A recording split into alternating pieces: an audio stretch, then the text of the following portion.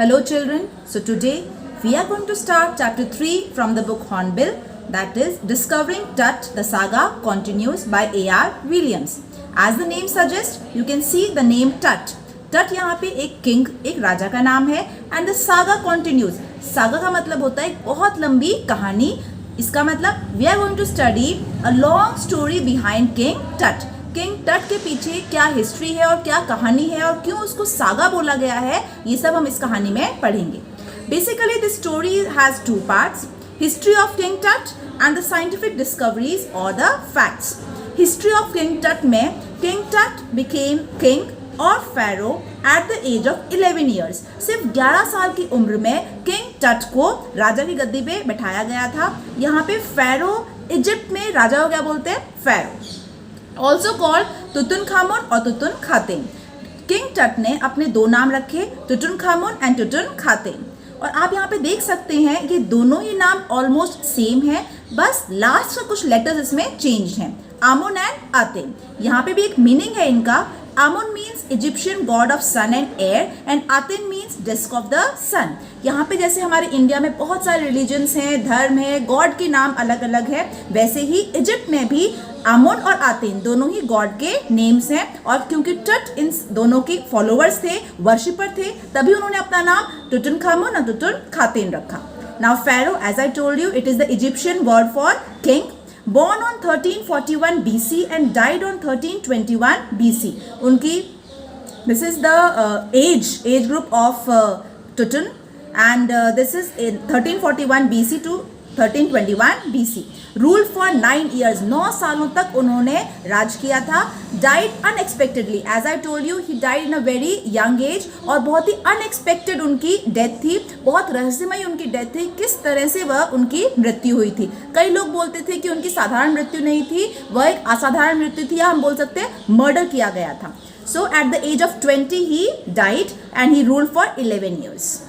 For 9 years, 11 years के वो king बने थे. Now let us come to the history.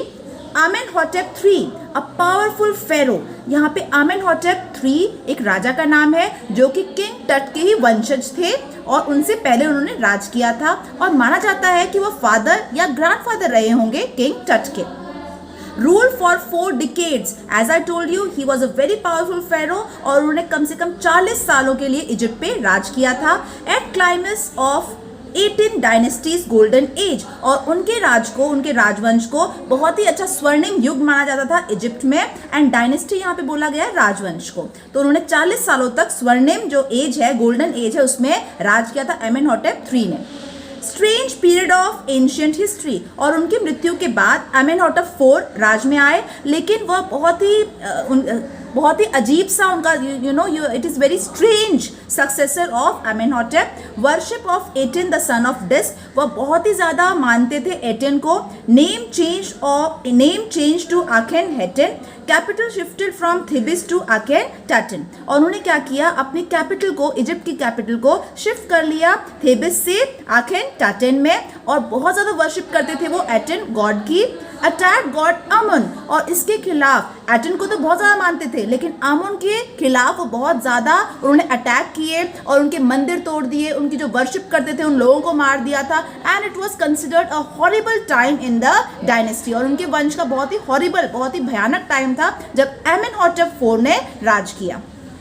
Now next is समेन Khakre.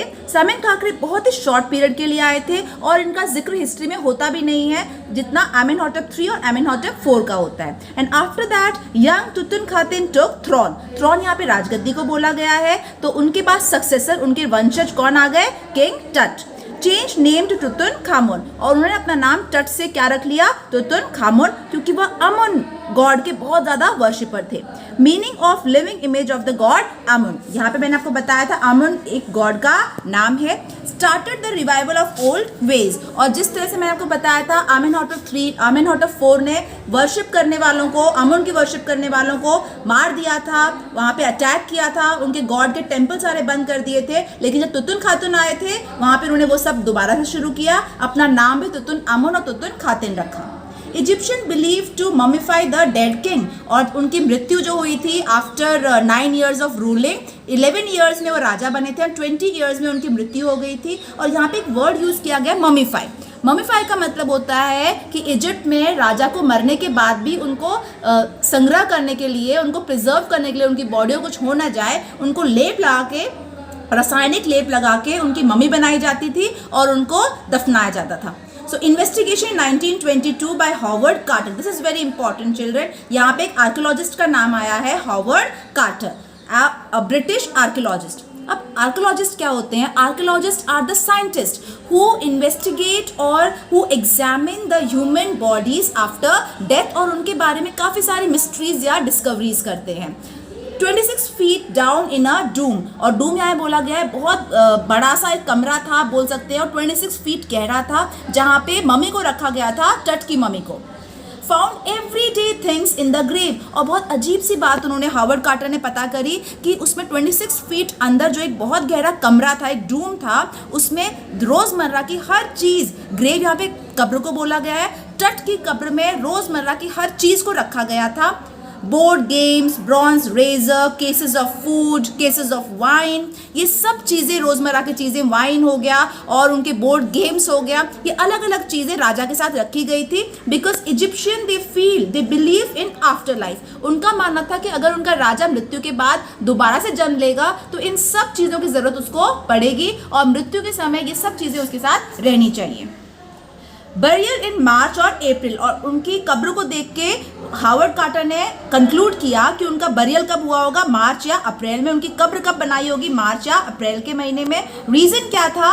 Corps decorated, corps यहाँ पे डेड बॉडी को बोला गया है, डेकोरेटेड मतलब सजाई गई थी, विद गार्लैंड्स, गार्लैंड्स का मतलब होता है फूलमाला, of willow and olive leaves, और विलो और ऑलिव लीव सिर्फ मार्च और अप्रैल के महीने में मिलती है। उन सब से उसकी बॉडी को, टट की बॉडी को सजाया गया था। उनकी कब्र में लोटस पेटल्स डाले गए थे, कॉर्न फ्लावर्स डाले गए थे, गोल्ड, बहुत सारा सोना रखा गया था, बहुत सारे प्रीशियस स्टोन एंड जेम्स रखे गए थे। तो these all treasury things, they all were kept in the grave of King Tut, because Egyptian they believe in after life. कभी भी राजा अगर दोबारा जन्म लेगा तो उनके साथ ये सब चीज़ें भी उनको मिल जाएंगी। Wealthy people during Tut's time believed in taking wealth after death. और wealthy people जो भी राजा थे और अमीर लोग थे, सोचते थे कि हम अपनी जो दौलत है वो अपने साथ लेके जाएं और अगले जन्म में हमें ये साथ में ही मिल जाएगी। Necklaces and bracelets, rings, sandals, और ये सब हीरे जवाहरात, माला, ये सब चीज़ें टट के साथ रखी गई थी। Body was stuck with the coffin, और जब हॉवर्ड कार्टर ने इस मम्मी को निकालना चाहा, अब वो क्यों चाहते थे इसको निकालना? Because main he was focused to find the murder mystery behind king Tut's death. उनकी मृत्यु कैसे हुई ये जानने के लिए उनकी बॉडी को डायग्नोस करना बहुत ज़रूरी था, लेकिन बॉडी क्या हो चुकी थी? स्टक, चिपक चुकी थी बिल्कुल विद द कॉफिन, उनकी कब्र के साथ। रीज़न क्या था कि जब मम्मी बनाते थे, मैंने बताया था आपको, उसको प्रिजर्व करने के लिए, उसको संभालने के लिए कि काफ़ी सालों तक उसको बॉडी को कुछ ना हो, तो लेप लगाते थे, और वो लेप बहुत चिपचिपा होता था, एक गम की तरह होता था, गोंद की तरह होता था, और जब वो सूख गया तो बॉडी और कॉफिन दोनों चिपक गए थे। सेपरेटेड टट फ्रॉम हिज डेकोरेशन, लेकिन हॉवर्ड कार्टर ने कैसे भी करके बहुत मुश्किल से उसको सेपरेट करने की, उसको अलग करने की कोशिश की उनके सजावटी सामान से। Removed his head and every joint, जब पूरी बॉडी नहीं निकली तो उन्होंने एक एक बॉडी का पार्ट निकालना शुरू कर दिया। Ritual resins had hardened, reason I told you, resins यहाँ पे गोंद को, जो चिपचिपी पदार्थ है उसको बोला गया है, हार्डन्ड मतलब बहुत सख्त हो चुका था। Heated mummy up to 144 degree Fahrenheit, इतनी तेज़ हीट में, as you know children, Egypt में बहुत ज़्यादा जो है वेदर हॉट होता है, और बाहर उन्होंने बिल्कुल धूप में, सन में उसी कॉफिन को रख दिया था ताकि 144 डिग्री फ़ारेनहाइट, इतनी ज़्यादा टेम्परेचर पे वो रेजिन्स पिघल जाए, उनकी बॉडी को अलग किया जा सके। Cut down with chisel, reassemble the remains on the sand, और यहाँ तक कि उन्हें चिजल होता है, it's a tool use to shape the stone और कट द स्टोन, और इसके लिए यूज़ करते हैं। तो बहुत हार्ड बॉडी को उन्होंने चिजल से तोड़ा और उसको अलग अलग करके सैंड पे बिछाया। नाउ 1968 एनाटॉमी प्रोफेसर, और जैसे हॉवर्ड ने किया था 1922 में, एंड 1968 में एक एनाटॉमी के प्रोफेसर थे। एनाटॉमी हियर मीन्स जो बॉडी को स्टडी करता है, ह्यूमन बॉडी को स्टडी करने वाले प्रोफेसर या साइंटिस्ट को एनाटॉमी प्रोफेसर बोलते हैं। उन्होंने एक्सरे किया इस मम्मी का and reveal that the breast bones and ribs of Tut's body were missing. उन्होंने पाया कि चेस्ट बोन्स जो हैं और रिब्स जो उनकी रिब्स हैं, छाती का हिस्सा है, चेस्ट का हिस्सा है, बोन्स है, वो सब मिसिंग है। तो मिस्ट्री और ही बढ़े कि उनका खून हुआ होगा या किस तरह से उनका मर्डर किया गया होगा। Now let us come to the next point. 5 जनवरी 2005, अब 68 के बाद 2005 में another archaeologist came in scene and he was Zahi Hawass. जाही हवस ने सोचा था कि मैं भी पता करता हूँ जो हावर्ड कार्टर पता नहीं कर पाए थे। So at 6 PM world's famous mummy, और 6 PM शाम की बात है, this date is very important children, 5 जनवरी 2005 जब जाही हवस ने दोबारा से उस मम्मी को खोला था, टट की मम्मी को, और 6 PM पे उनका डायग्नोज करना शुरू किया था। Flown into a CT scan, उनका सिटी स्कैन करने का उन्होंने सोचा। सिटी स्कैन से क्या होता है, we can know the inner parts of the body, और हमें सारा जो रहस्य है, जो मिस्ट्री है, वो सॉल्व हो जाती। To solve the mystery of death, as I told you, उनकी मृत्यु कैसे हुई थी ये जानने के लिए उनकी बॉडी को सिटी स्कैन करना बहुत ज़रूरी था। डाइड मोर देन 3300 ईयर्स, अब उस बॉडी को मरे कितना टाइम हो गया था, 3300 ईयर्स हो चुके थे। लाइन ऑफ टूरिस्ट, और उस दिन उनकी कब्र के सामने जो ग्रेव था, उनका डूम था जहाँ पे उनकी कब्र बनी हुई थी, बहुत ज़्यादा टूरिस्ट जो हैं वो आ चुके थे देखने के लिए कि किस तरह से सिटी स्कैन किया जा रहा है किंग टट का। क्यू ऑफ टूरिस्ट, क्यू यहाँ पे लाइन को बोला गया, बहुत लंबी लंबी लाइन थी टूरिस्ट की। पेड रिस्पेक्ट टू टट, और वह सब एक रिस्पेक्ट पे करने आए थे, बहुत ही सम्मान था उनका किंग टट के लिए। As I told he was a very powerful king and he although he ruled for very few years but he was a boy king, बहुत छोटी उम्र में किंग बने थे और बहुत ही पावरफुल किंग थे। Watch paintings on the wall, और जो उनकी ग्रेव थी, जो कब्र थी, उनकी पेंटिंग्स देख रहे हैं वॉल पे। रेड गाइड बुक्स, जो गाइड बुक्स रखी थी उनको पढ़ रहे थे। Wondered about pharaoh's curse, this is again very important point. Pharaoh's curse क्या होता है, अकॉर्डिंग टू इजिप्शियन कल्चर, वहाँ के लोग मानते थे फ़ैरो, जैसे मैंने आपको बताया था किंग का इजिप्ट नाम होता है, इजिप्शियन नेम होता है, तो अगर कोई फ़ैरो की ग्रेव को उसी कब्र से छेड़छाड़ करेगा या उसकी मम्मी से छेड़छाड़ करेगा या उसको निकालेगा उसी कब्र में से, तो उन्हें कर्स मतलब श्राप लगेगा। और श्राप का मतलब है कि जो भी इंसान उसको टच करेगा, कोई भी आर्कियोलॉजिस्ट है, कोई भी साइंटिस्ट हो, उसकी मौत आएगी, बहुत ही अजीब तरह से उसकी मौत आएगी। तो this is what about pharaoh's curse.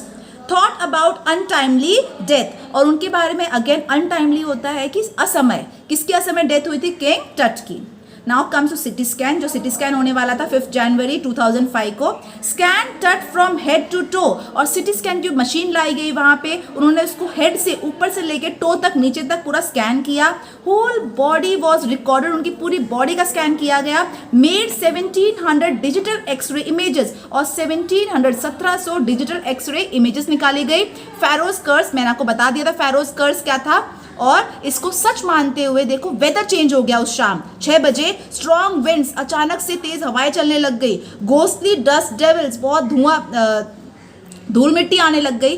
Black clouds, बादल बिल्कुल काले हो गए। किंग टट टेकन फ्रॉम द टॉम, जब किंग टट को सिटी स्कैन के लिए उनके टॉम, उनकी कब्र से निकाला गया, तो ये सब चीज़ें होने लग गई क्योंकि एक फैरोज कर्स था कि राजा को अपने, इजिप्शियन मानते थे कि राजा मृत्यु के बाद एक स्लीप ले रहा है, बहुत ही लंबी नींद ले रहा है जिसको डिस्टर्ब नहीं करना चाहिए, लेकिन सिटी स्कैन के लिए उसको डिस्टर्ब किया गया, तभी ये सब वेदर में चेंज हो रहा था। सो इट इज़ फैरोज कर्स, एक श्राप मिल रहा था भगवान से, इजिप्ट गॉड से इंसानों को। Ancient Egypt symmetry valley of Kings, और इसको क्या माना जाता है, जहाँ पे दफनाते हैं राजा को, Valley of Kings. Fans not working, अब सिटी स्कैन में जो फैंस लगे हुए थे, क्योंकि as I told you Egypt में बहुत ज़्यादा हाई टेम्परेचर था, तो उसको मॉडरेट करने के लिए फैंस लगा रखे थे। मशीन कुडंट स्कैन, फैंस अचानक से बंद हो गए काम करना, उसमें मिट्टी घुस गई थी। फैरोज कर्स के कारण क्लाउड्स में अंधेरा छा गया था, बहुत ज़्यादा क्लाउड्स आ गए थे, बारिश का मौसम हो गया था, तेज़ हवाएं चलने लग गई थी। तो यहाँ पे जो टूरिस्ट आए थे, they all were thinking this is all about pharaoh's curse. Sand entered the cooler fans, guard called it curse of the pharaoh, और वहाँ पे सब काम करने वाले बोलने लग गए ये तो फैरो का कर्स है, क्यों हमने उसको नींद से जगाया। 3 hours after rested in peace, और 3 घंटे तक सिटी स्कैन का प्रोसीजर चलता रहा। उस प्रोसीजर के बाद दोबारा से किंग टट को उसके कब्र में रखा गया। Additional pair of fans work well, एक और फैंस लेकर आए गए उसका वहाँ पे टेम्परेचर ठीक करने के लिए। Verification done, no missing data, verification किया गया सिटी स्कैन से और कोई भी मिसिंग डाटा जो है वो नहीं मिला। टट हैंडेड टू द वर्कमैन टट रेस्टेड इन पीस। और इस सब सिटी स्कैन के बाद सब नॉर्मल मिला, कोई भी ऐसे मिसिंग डाटा नहीं मिला। इसका मतलब था कि जो टट की डेथ है वो नॉर्मल थी, कोई भी मर्डर उसका नहीं हुआ था। And the body was again handed over to the workman. उन्होंने वापस जाके उसको ग्रेव में, उसी कब्र में रख दिया। टट ऑन कंप्यूटर स्क्रीन, जो भी उसके एक्सरे लिए गए थे बहुत बड़े से कंप्यूटर स्क्रीन पे लगाए गए for the tourist. Technicians went back to the vehicle, जो भी काम करने यहाँ पे उस दिन आए थे वो सब वापस चले गए। पुल्ड अप इमेजेस ऑफ टट ऑन कंप्यूटर, उन सब ने कंप्यूटर पे इमेज देखी टट की। ग्रे हेड टुक शेप, और उनकी जो ग्रे हेड था, जो उनका सर जो अलग करके लाए थे सिटी स्कैन के लिए, वो दोबारा से शेप में रख दिया गया। नेक स्पाइनल बोन्स वर क्लियर, और जो उनकी स्पाइनल जो पीछे की हड्डियां थी वह सब अरेंज करके वापस से कब्र में रखी गई। जाही हवस स्लेप्ट पीसफुली, जैसे मैंने आपको बताया था जाही हवस एक आर्कियोलॉजिस्ट थे जिन्होंने 2005 में दोबारा से सिटी स्कैन किया था। स्लेप्ट पीसफुली, अब उनको लगा कि अब मैं आराम से सो सकता हूँ क्योंकि मिस्ट्री जो है वो सॉल्व हो चुकी है। कूल एंड प्लेजेंट वेदर, दोबारा से जैसे ही किंग टट को उसकी कब्र में रखा गया, वेदर जो खराब हुआ था वो दोबारा से ठीक हो गया, क्योंकि अब दोबारा से किंग टट जो फेरो थे अपनी नींद में चले गए थे। This is about the lesson and the lesson ends.